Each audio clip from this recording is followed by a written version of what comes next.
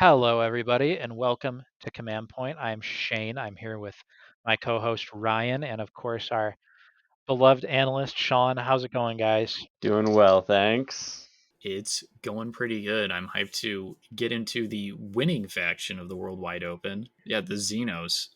The Xenos category. We are here for another episode of Metawatch, Kill Team Metawatch to be specific. We are not talking about Warhammer 40,000. We're talking about Kill Team because we don't have a Metawatch. So today we're going to be talking again about the results of the World Wide Open. We've talked about Imperium, we've talked about Chaos. Now we're going to be moving on to the Xenos, of which there are many in Kill Team. It's weird to look at this chart that is on the screen here and see all the factions that fall under the Xenos category, and then consider that there's even more that weren't in this tournament. So what do you guys think? Should we start from the top or the bottom? I think we should do what we did last time and start from the bottom and go to the top. So, right at the bottom, how far the mighty have fallen. We have Tyranids. Once upon a time, Tyranids were the big, scary bad guy when it came to hold, hold, hold. And for a while, we thought, maybe Tyranids are just struggling because we're playing kill hold, or like it's a carryover from the primary or whatever. But we've actually gone back to hold, hold, hold here, and we've played in the Nova format. And Tyranids, 2 wins, 8 losses, 20% win rate. Small sample size, relatively speaking, but still, I don't think it's that far off, honestly. What do you guys think? Yeah, we kind of talked about it in the last Metawatch episode, where the whole 19 gaunts or cultists or whatever your horde unit of choice is, and then one leader is I don't know, when it first came out, it was interesting. Well, maybe not interesting, but just like I don't know, I like min maxing as an idea or as a thought exercise, and then it actually worked out for a bit. But I think it's something that people grow tired of quickly because it's kind of cheesy. And you're not playing or hoping to kill as much as you're just like putting bodies on the board and saying, okay, do I win? Um, and so I think people just don't want to play them, or certainly don't want to play against them. So I think you end up with what ends up with these Tyranid lists that were in this tournament, where they definitely both these lists for both Tyranid players had a good mix of big bugs and gene stealers, which are kind of the middle of the pack, and gaunts. Um, I don't know that, especially at 100 points, if that's how Tyranids are going to win. I think you kind of do need to go not full on min maxy with them, but it's I don't think it's going to cut it by having like one big bug and a couple gene stealers and a couple gaunts, because they're pretty fragile, and you either need to like get your fighters in combat right away, striking first and like tearing things apart, or you just need to have so many bodies that there's like, what are they going to do with them? Because they don't have great saves. They have a lot of wounds if you take like lots of big bodies, which is why I had some success when I ran the big bugs list, because I had 24 wounds or something like that on the table. But if you're just running like one or two big bugs and then some gene stealers, like gene stealers have good offensive output, but they're still one wound models with a 5-up invul. So they're not going to last too long, and then that doesn't leave you too many points for gaunts. I don't know. I think their glory days were in the 19 gaunts or at 125 points. I think they have potential still. I mean, it's definitely. I mean, do you think that the win rate would be higher if that's all we saw from Tyranids, like the 19 got one warrior list? It would be better. Yeah.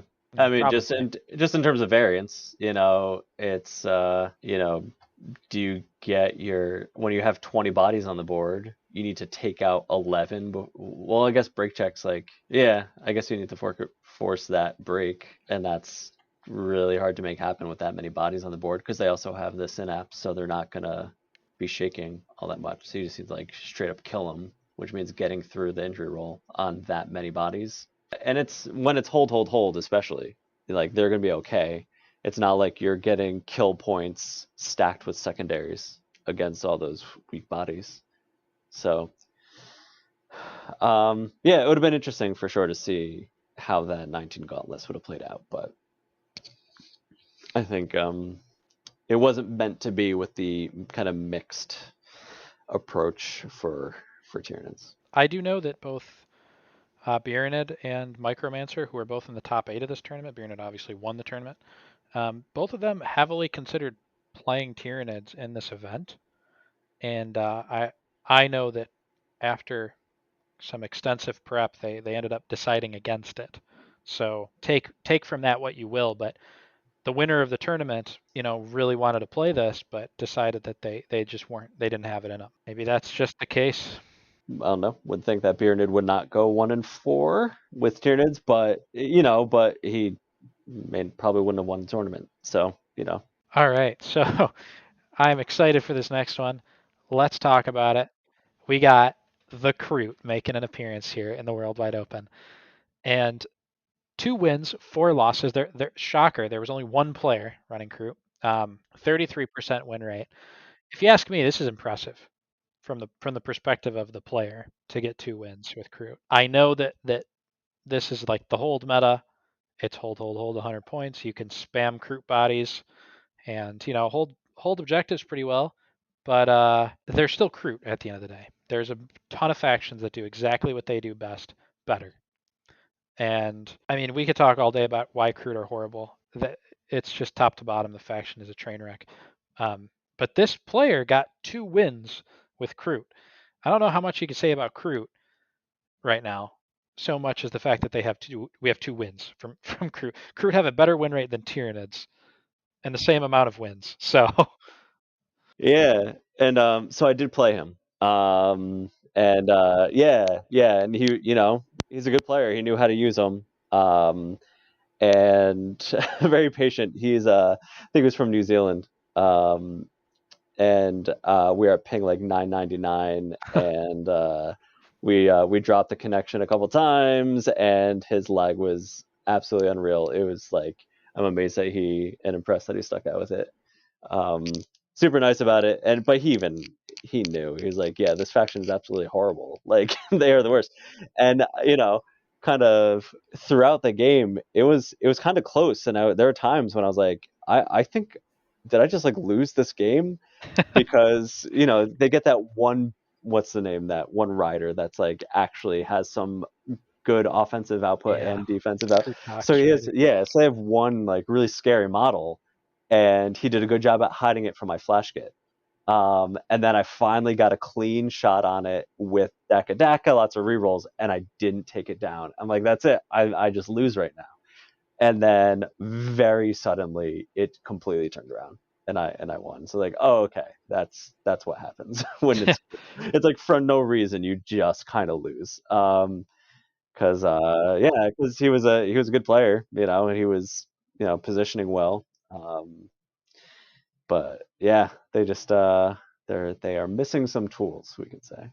Most certainly, they are missing all the tools, all the necessary tools they are missing. Um, yeah, Ryan, you got any thoughts on Kroot? Yeah, shouts out to the Krootinator, man. Krusty Kroot was his Yeah. tournament Yeah, name. legend. He won 2 games with Kroot. Unreal. Bravo, Yeah. bravo. Let's move on to the next one. This is kind of crazy. Necrons, 13 wins, 14 losses, 48% win rate. They actually lost more than they won. That's crazy. Shane, we just recently had a video talking about how mathematically, like on paper, stats, they have the advantage in every single matchup, no matter what team they're facing. They have a Yes. definitive mathematical advantage. What happened in this tournament? So there's a couple things, and I've thought about this a lot because I took Necrons to this tournament. From the perspective of what is this faction, what are they good at, what are they bad at, ignoring the ridiculous survivability that they are, in the way they're played, they're a melee team with a very limited ranged capability. Yeah. They are slow. They don't move very fast. So on certain boards where slow melee teams can't exactly keep themselves safe very well, such as the open board of the World Wide Open, this archetype of team is going to have serious issues. And if not for reanimation protocols, this win rate probably would have been like Tyranid Kroot level here. it's kind of shocking that they were even 50-50 after playing through this tournament and just seeing how rough the boards were for Necrons. On top of that, there was actually a lot of Necron players, and I was lucky to not have to experience this, but there were a lot of Necron mirror matches throughout this tournament. It happened to a lot of the other Necron players. I Oh, was able that's to right. avoid it. That certainly hurt their win rate a little bit and brought it down, just because, I mean, it's a 50-50. You have to consider that Necrons on these, I mean, on the arena boards, they probably did quite well. We don't Yeah. have the split for open and arena, but I can guarantee you that it was drastically different. So with that in mind, they probably did very well in arena, and they probably struggled on the open board, not because of the faction itself, but because how one-sided these boards were for shooting teams versus melee teams, which is the situation with Necrons. This is probably the lowest that you're ever going to see Necrons. Yeah, and it's still almost this is their floor, and it's a 48% win rate, factoring in mirror matches. Yeah, and there was nobody that tanked, by the way. Like the worst we saw was like 2 and 3. Yeah, like to all of those people out there thinking, "Oh, Necrons, see, they're not that OP, Ryan. What are you talking about?" No, they're still ridiculous. Yeah, I this is like as bad as it's going to get, and it still was almost 50-50. So I would say I think they're better than 48. So Sean, you got to play against Necrons in this tournament. I played against the same player twice, Duck and Cabbage. So yeah, I felt pretty bad going. I went 2-3 in this tournament with Orcs, but I played him twice and lost twice. So there were two losses, and then my other loss was to Rashist Fern, who came in second place. So that made me feel better. But yeah, in both those games against Necrons, it's like they just tie your hands in so many ways. One time it was on stream, and I just rolled 6 after 6 after 6, and injury rolls, or like re-rolled into 6s. And then the final, yeah, assault in the wound was my final break test. I rolled double 6s on my break test. Oh man. Yeah. It was pretty rough. Mhm. Yeah, and then I got to play him in the first round of the second phase of the tournament, and I lost him there too. So yeah, 6s are a thing, and it's you need to save CP to, if nothing else, to re-roll away your 6s, so it ties up your CP no matter what faction you're playing. You need to make sure you're looking out for that, and you're not you're not re-rolling things because you're saving your CP, but you're also just saving the use of the tactical re-roll tactic because it's only once per phase. So like Yeah. you're not Yeah. re-rolling other things because you need to be able to use it later. So it ties up just the fundamental way you can play the game when you're playing against reanimation protocols like that.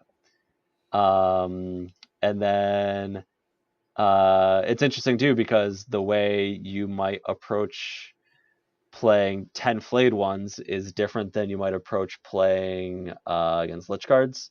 So, maybe like almost at 125, you are going to see some Lich Guards on the other side. But at 100, like it's kind of up in the air how they're gonna build it out and what they're gonna bring. So you need to respect the fact that there could be 1 or 2 Lich Guards on the board, but then you can show up to 10 flayed ones, and like so. So when you're mustering, you need to respect that, and that makes it a little tricky too in some ways. Yeah, for sure. I also got to play my Necrons against Rashist Fern, who was in the finals.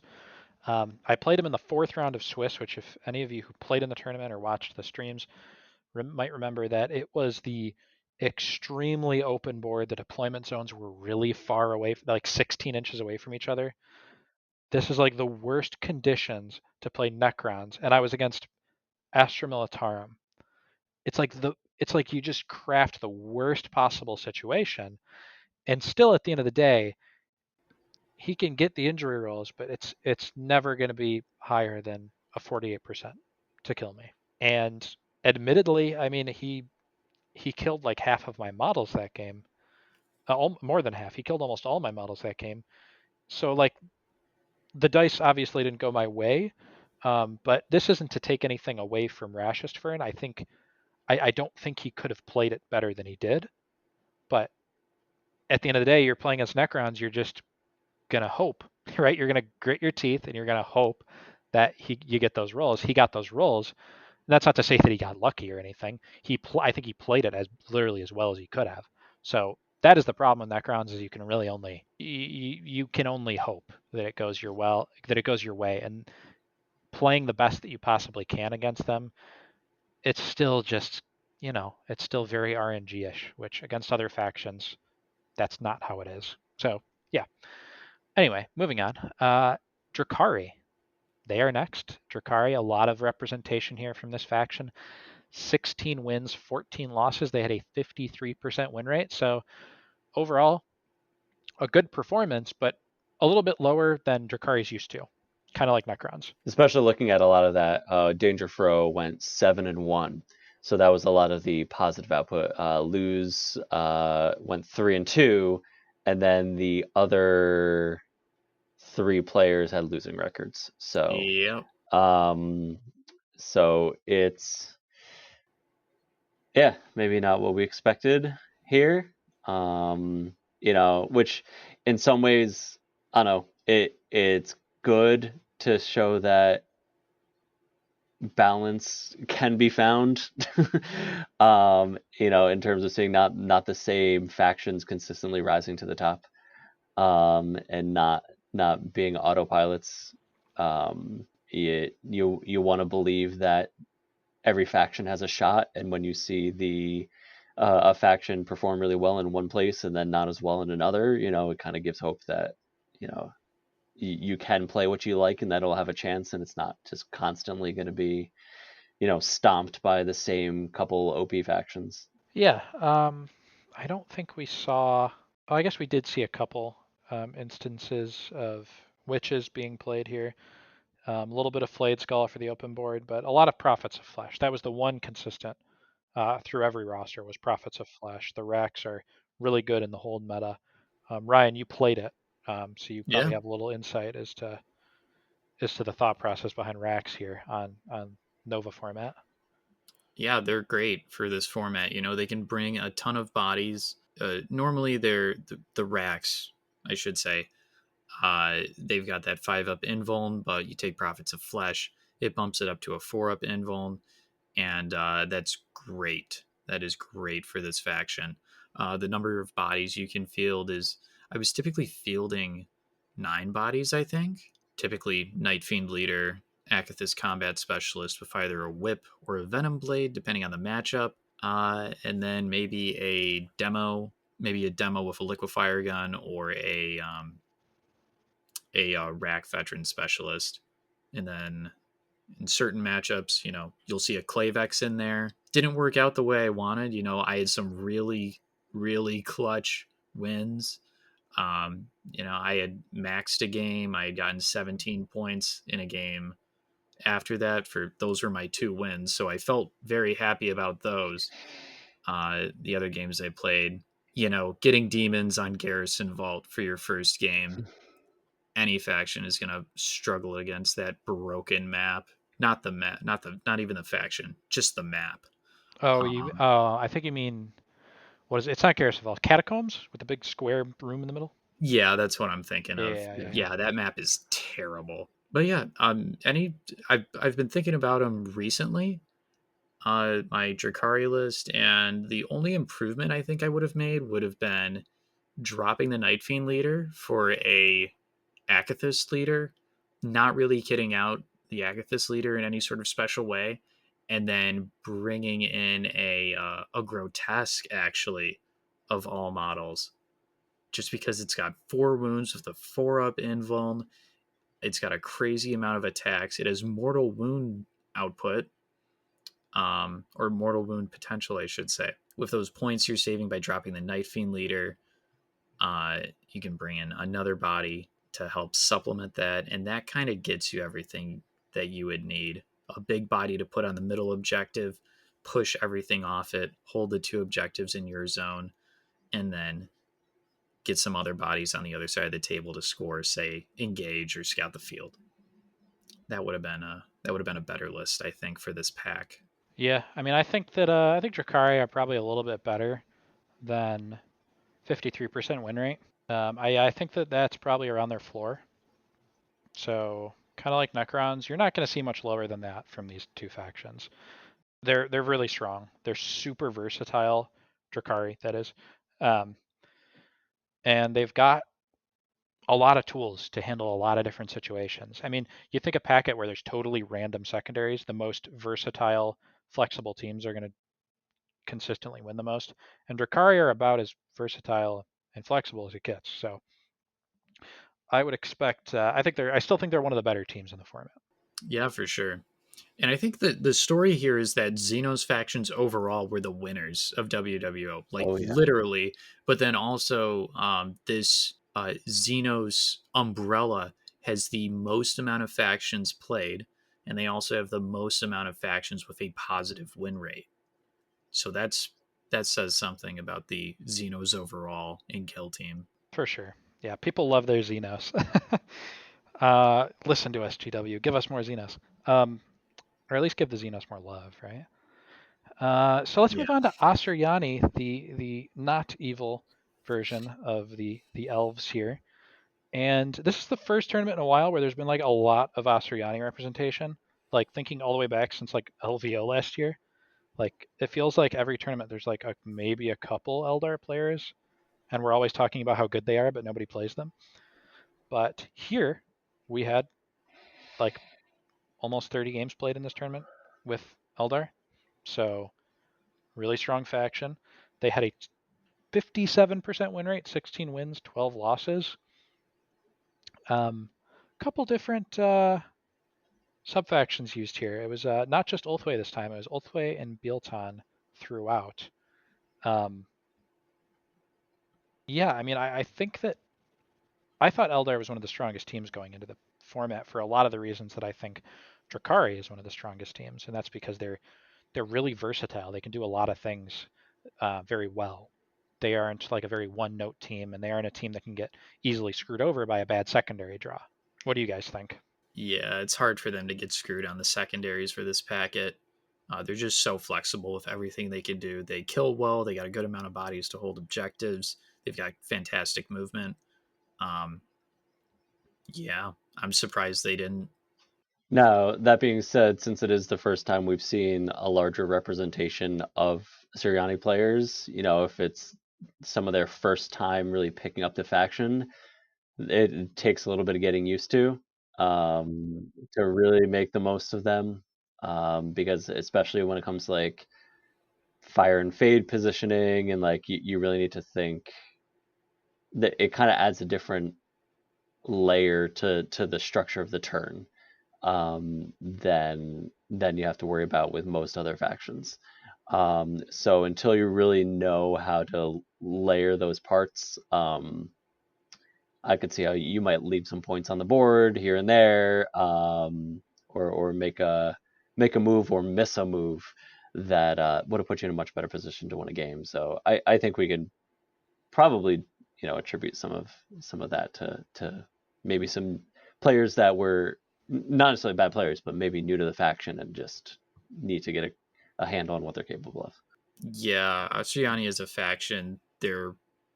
It's like if you're just hopping into it and just playing them for the first time in a tournament, it's kind of like your first car is a Ferrari. High speed, very dangerous.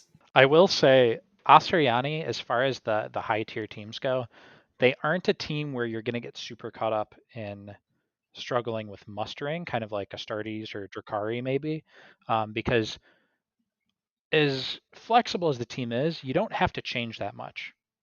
You can get fancy with it at 125 and look at like the Wraith Guards and Wraith Blades, but a lot of the time, Aseriyani, you can take that that Michael T. Holy list or whatever, and you can just kind of plug it in and just keep playing it, and you're going to get better with the faction. You're not going to have to worry too much about what do I bring here. Like the biggest choices you're going to make is okay, what kind of heavy weapons platform am I going to bring? Am I going to bring a flamer or a fusion gun? And then after that, it's like that's about it, right? Um, so the complexity of the team really comes from kind of like you're saying, Sean. It's like actually playing the team. There's kind of a lot to remember. There's a lot of moving parts a little bit. There's a lot of cool rules interactions where a player newer to the faction might not notice that they can do this cool play off of like a certain stratagem, because there's so much that Aseriyani has. There's a lot to balance there.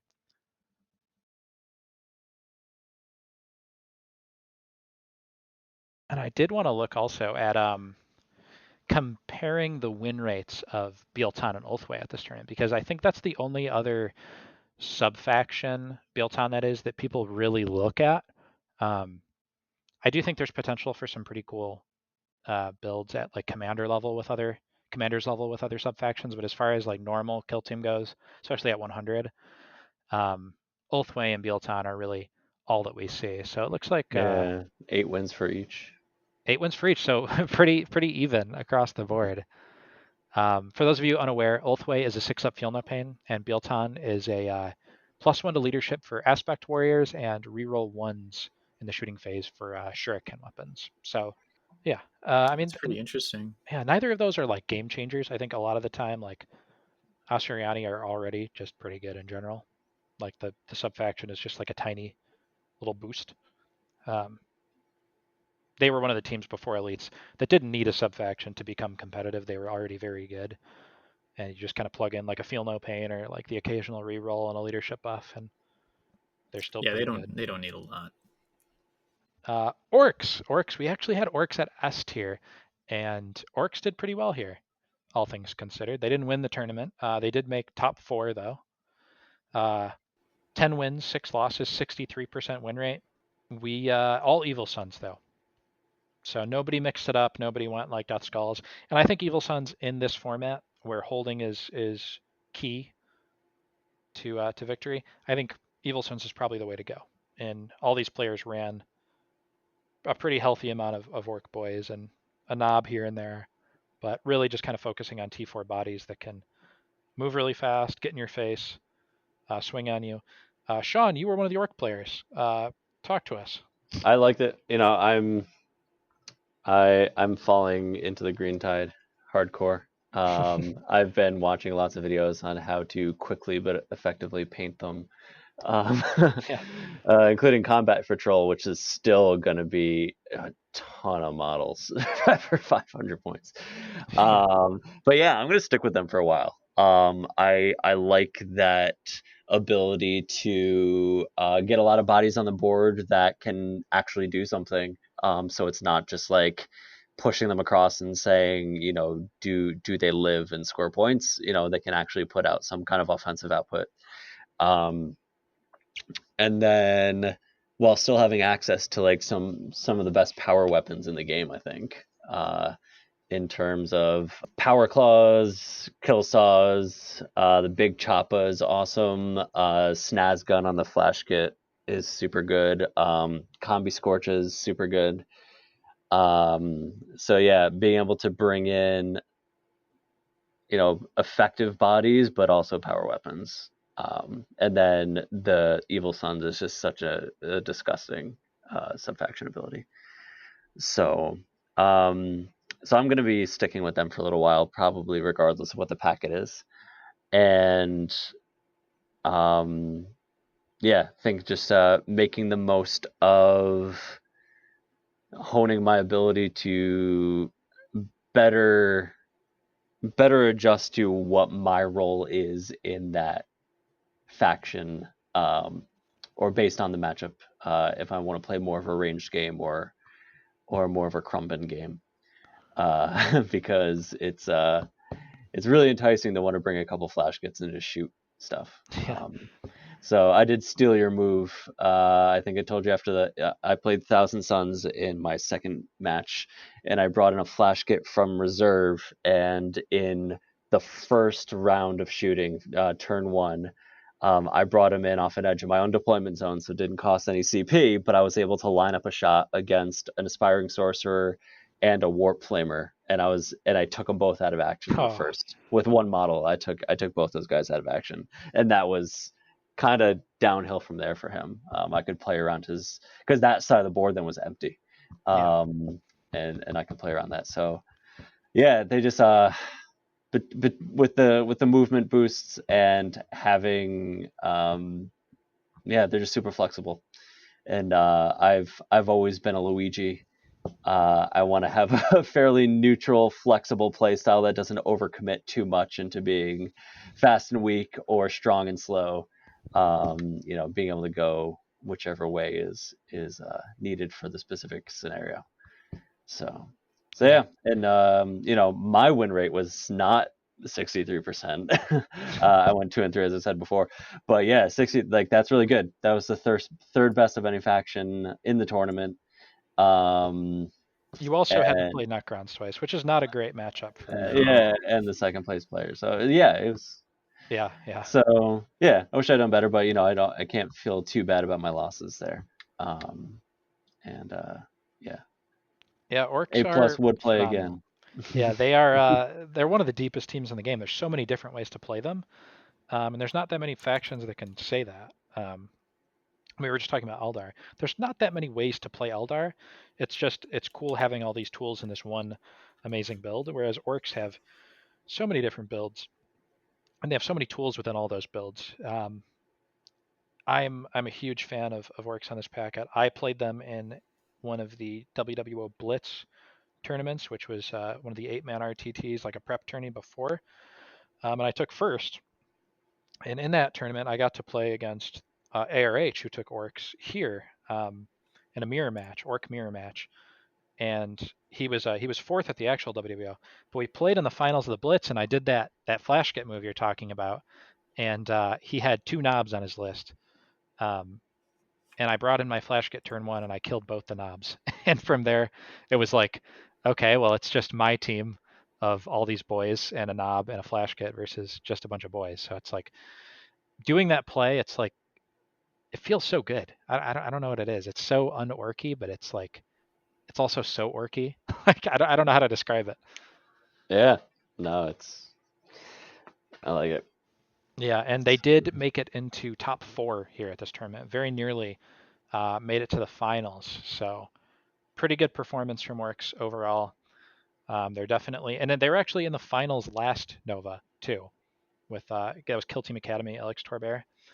They are really good on Nova. The Evil Sun's Boy Horde is historically good in this format, so not too shocking to see them still really dominant again. Despite Choppa's being extra point, it's like Yeah, okay, well we're so you just don't run Choppas. yeah, we just brought shooters, and in a lot of ways the shooters were better because it allows you, even though that your ballistic skill 5 and its strength 4 is 0 AP, you have so many shots, something's going to hit, right? And it gives you the flexibility to sit back and maybe not take like a 10-inch charge if you don't have to. Yeah, there's Pyramid did a good episode on shooty hordes, and yeah, one of his things is you can score your if under the assumption that positioning points are easier to come by than killing points because you just need to like go walk somewhere and stand in a circle and you score your point. But now you can do that and provide some kind of offensive output from your spot, even if it's just fishing for sixes. Like yeah, you're rolling a lot. So they pop up every once in a while and they become relevant. So that feels better than maybe random gaunt that just kind of stands there and kind of pretends it's gonna do some slashing, but then doesn't actually do anything. Yeah. All right, so next up is Harlequins, who had 4 wins, 2 losses. There was only one guy that brought them, and he very nearly made top 8. 67% win rate. I believe his sub faction was Dreaming Shadows, and maybe Frozen. Yeah, it was Dreaming Shadows and Frozen Stars. So he had the split. I don't know what it was he was taking most of the time. Both of those are pretty solid sub factions, from my understanding. I would imagine he probably didn't have to play against Psychers.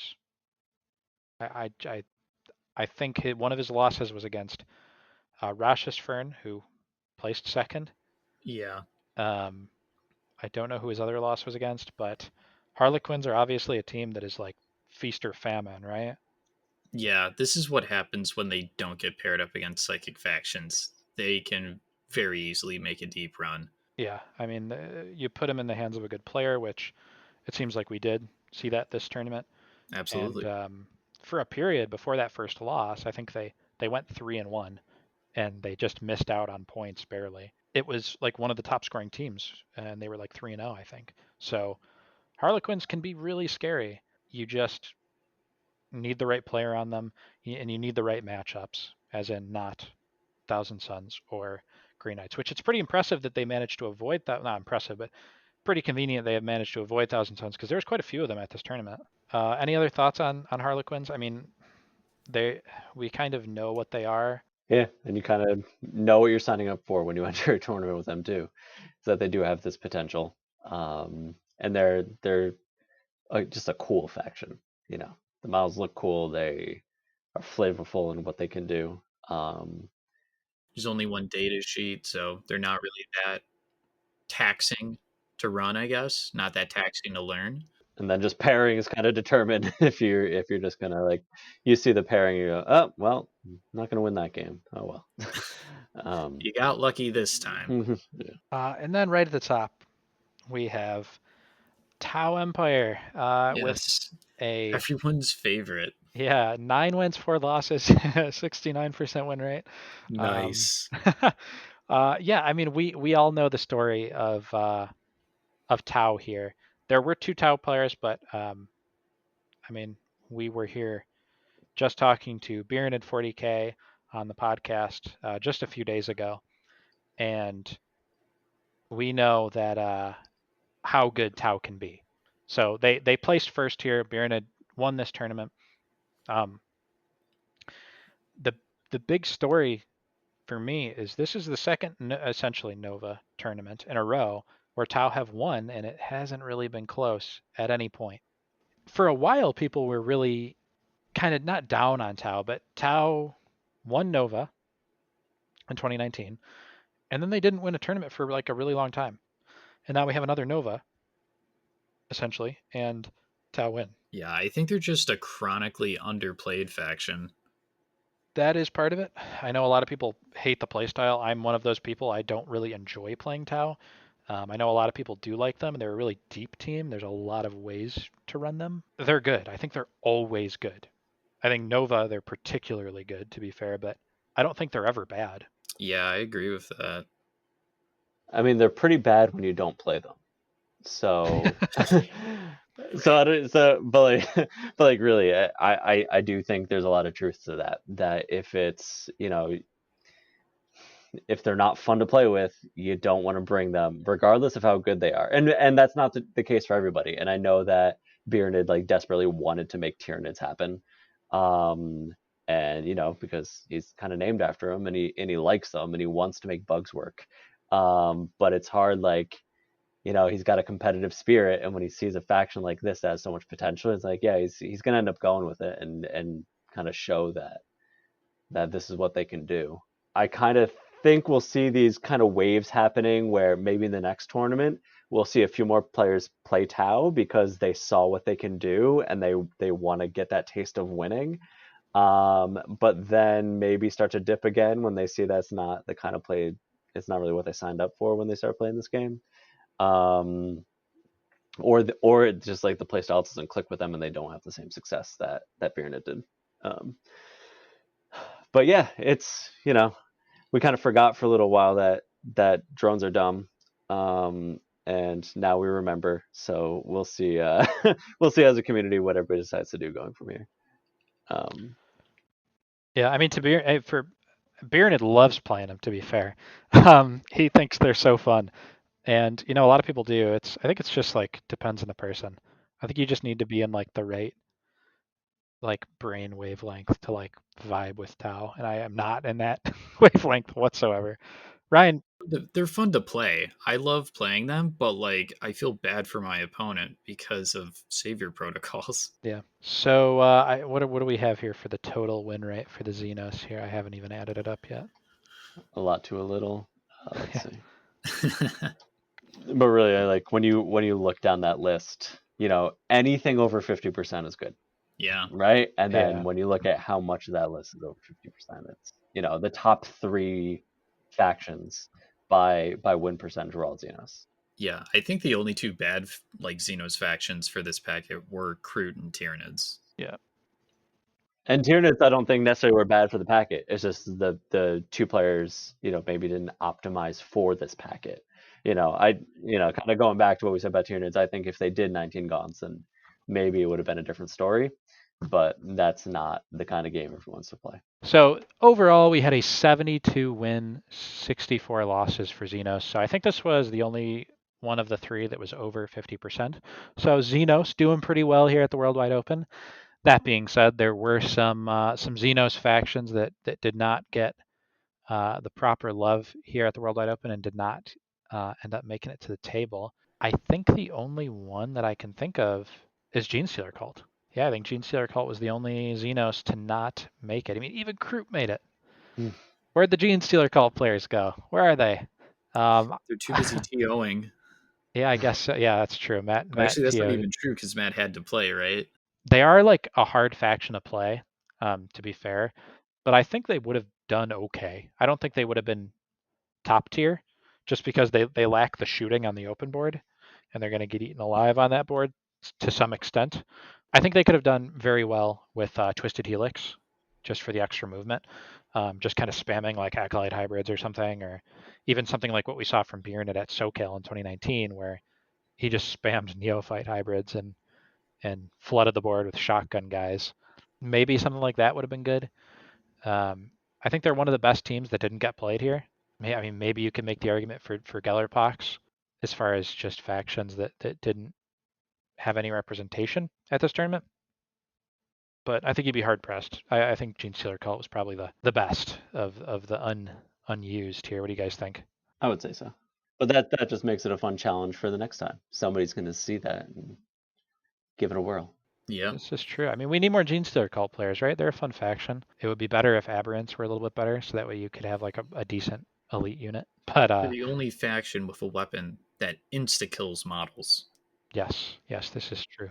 Every once in a while, I'll glance over some of those data sheets and some of those weapon profiles and be like, dude, why isn't this the most popular faction? Like, Yeah. I guess they're kind of glass cannony, but I've always been into that, so I don't know.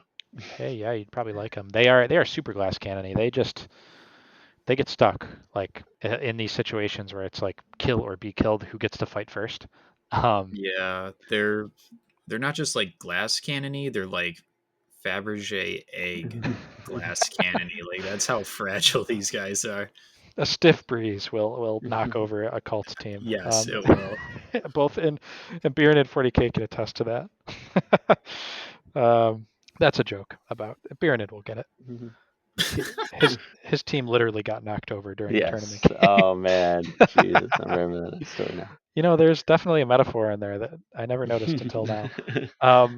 Yeah, though, cults are really good.